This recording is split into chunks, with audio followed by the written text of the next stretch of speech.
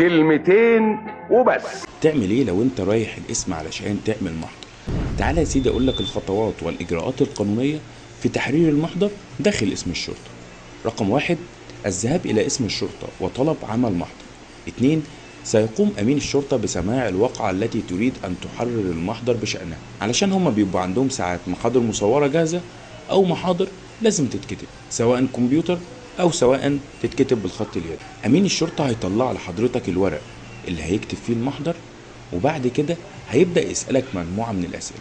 طبعا حضرتك وانت رايح تعمل المحضر بتاعك لازم حضرتك يكون معاك البطاقه او اي اثبات شخصيه في الرقم القومي بتاعك، ويكون ساري سواء رخصه القياده او الباسبور، اي حاجه صادره من وزاره الداخليه. بعد ما تخلص المحضر بتاع حضرتك هتوقع على اقوالك، ولو حضرتك هتقدم مستندات حضرتك بترفق صور من المستندات، او امين الشرطه او محرر المحضر اللي موجود مع حضرتك بينظر بيكتب كلمه نظر على اصل المستندات اللي حضرتك مقدم صور ضوئيه منها، لانه لازم يطلع على اصل المستندات المقدمه. وبعد ما بتوقع حضرتك طبعا بعد ده كله بتاخد رقم المحضر، وقبل ما بتاخد رقم المحضر لو حضرتك عامل المحضر بشخصك بتسيب صوره البطاقه، لو حضرتك عامله كمحامي بتسيب صوره الكارنيه والتوكيل بتاع حضرتك.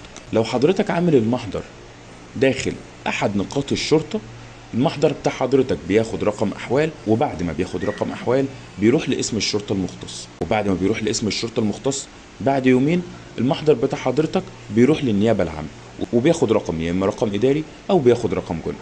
المحضر بتاع حضرتك علشان ما يتحفظ حضرتك لازم تتابعه عند السيد وكيل النائب العام، لان المحضر لو اتحفظ حضرتك هتعمل فيه تظلم.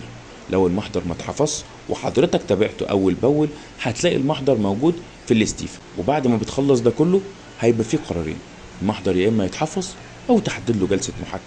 عزيزي مواطن الشارع البسيط، يا ريت حضرتك تكون استفدت من كام نقطه اللي احنا قلناهم، وربنا دايما يقدرنا على فعل الخير. سلام عليكم.